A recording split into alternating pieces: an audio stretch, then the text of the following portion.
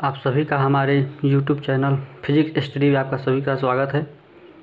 आज हम बात करेंगे फिजिक्स के सबसे महत्वपूर्ण टॉपिक, जिसको फिजिक्स का हम रीढ़ की हड्डी भी बोल सकते हैं। इसके बिना फिजिक्स हमारा अधूरा है। इसको जानना बहुत ज़रूरी है, और इसको आप नहीं जानते हैं तो फिजिक्स के बारे में आप कुछ भी नहीं समझ पाएंगे। देखिए, हमने लिख चुका है यहाँ पे। पहला हेडिंग था हमारा मापन। मापन किसे कहते हैं, इसी से रिलेटेड हमारा पूरा चलेगा। फिजिक्स सब डिपेंड इसी पे है। मापन, मात्रक, और ये नहीं पता तो कुछ आपको नहीं पता है। देखिए, मापन क्या होता है समझिए। मापन हम उसको कहते हैं दो भौतिक राशियों के बीच तुलनात्मक अध्ययन को क्या कहते हैं, मापन कहते हैं। इन दो भौतिक राशियों के बीच हम क्या करेंगे, तुलनात्मक अध्ययन। क्या लिखा है, तुलनात्मक, यानी कि तुलना करना, तुलना किया जाएगा। यहाँ पे एक चीज़ लिखा हुआ है, आपको देख रहे होंगे, भौतिक राशियाँ। सबसे पहले तो आप समझिए भौतिक राशियाँ कहते किसको हैं। भौतिक राशियाँ उससे कहते हैं जिसमें हम क्या कर सके, माप सके, या फिर क्या कर सके, तौल सके। जिसको मापा जा सके या तौला जा सके उसी को हम क्या कहते हैं, भौतिक राशियाँ कहते हैं। जैसे हम क्या नाप सकते हैं, ताप नाप सकते हैं। हमारा टेम्परेचर कितना है, बुखार अगर किसी को हुआ है तो हम नाप के बताते हैं इतना डिग्री सेल्सियस आपका बुखार हुआ है, यानी कि हम ताप क्या करते हैं, माप सकते हैं। इसका मतलब ताप क्या है, हमारा भौतिक राशि है। लंबाई है, लंबाई को हम नाप बता सकते हैं कितना लंबा है। कोई कपड़ा लेने गए, इतना सेंटीमीटर या इतना मीटर लेते हैं, वो भी हम नाप लेते हैं, तो भी क्या है, हमारा भौतिक राशि है।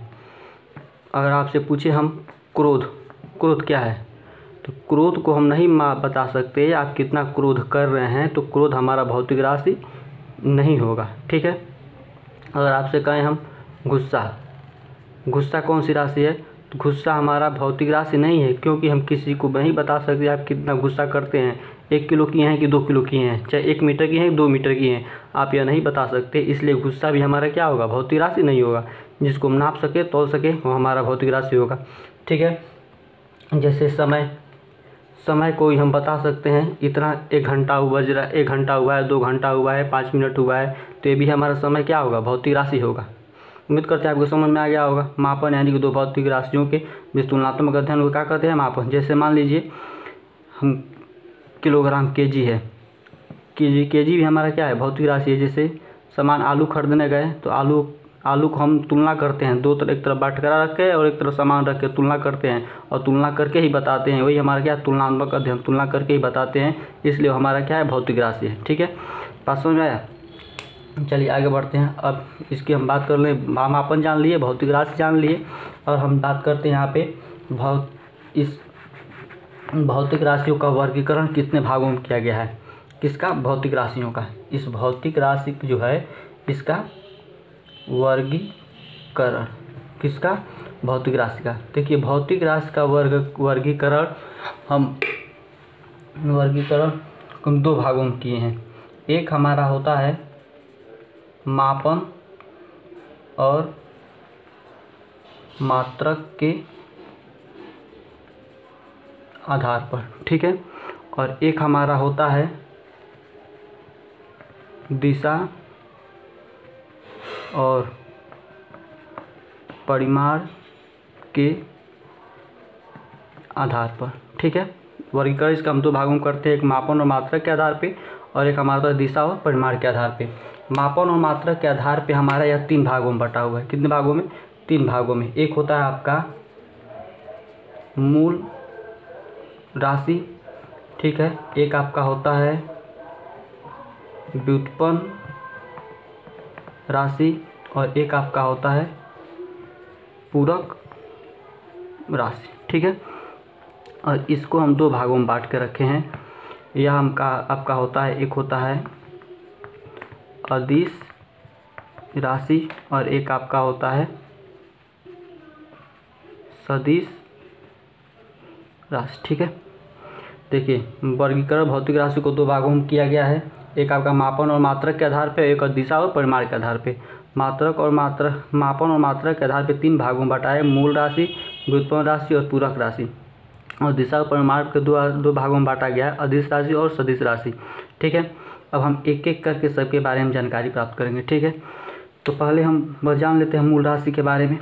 किसे कहते हैं, उसके बाद से आगे हम बात करेंगे। ठीक है, देखिए अभी इतना हम लोग जान लिए थे, अब जानते हैं मूल राशि किसे कहते हैं। मूल राशि उसे कहते हैं, मूल राशियाँ उसे कहते हैं, उन भौतिक राशियों को कहा जाता है जो किसी दूसरे राशि पर निर्भर नहीं रहता है, उसको हम लोग क्या कहते हैं, मूल राशि। मूल राशि किसे कहते हैं, वे भौतिक राशियाँ जो किसी दूसरे राशि पर निर्भर नहीं है उसे क्या कहते हैं, मूल राशियाँ।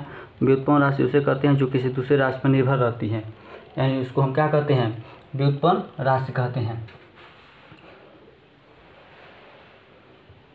व्युत्पन्न राशि उसे कहता है जो हमारे मूल राशि पे डिपेंड होता है, उसे हम क्या कहते हैं, व्युत्पन्न राशि कहते हैं। मूल राशि वे जो किसी राशि पर निर्भर ना हो उसे मूल राशि, जो व्युत्पन्न राशि उसे कहेंगे जो मूल राशि पर निर्भर होता है उसे क्या कहते हैं, व्युत्पन्न राशि। और पूरक राशि उसे कहते हैं, मूल राशि और व्युत्पन्न राशि को छोड़ करके इसमें 2 एक्स्ट्रा आते हैं, उसको हम लोग क्या कहते हैं, पूरक राशि।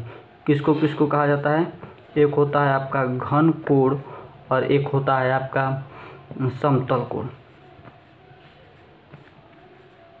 समतल कोण। ठीक है, यह 2 होता है हमारा कौन कौन सा, घन कोण और समतल कोण आता है पूरक राशि में।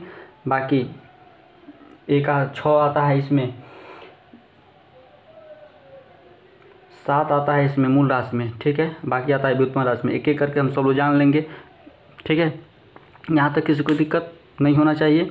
ठीक है, इसके बाद हम डिटेल में बात करेंगे मूल राशि और मूल राशि और व्युत्पन्न राशि के बारे में, और इसके मात्रक और बीमा के बारे में जानकारी प्राप्त करेंगे नेक्स्ट वीडियो में। ठीक है, अगर आपको वीडियो पसंद आया हो तो इसे लाइक करिए, शेयर करिए और सब्सक्राइब करना ना भूलिए। Thank you.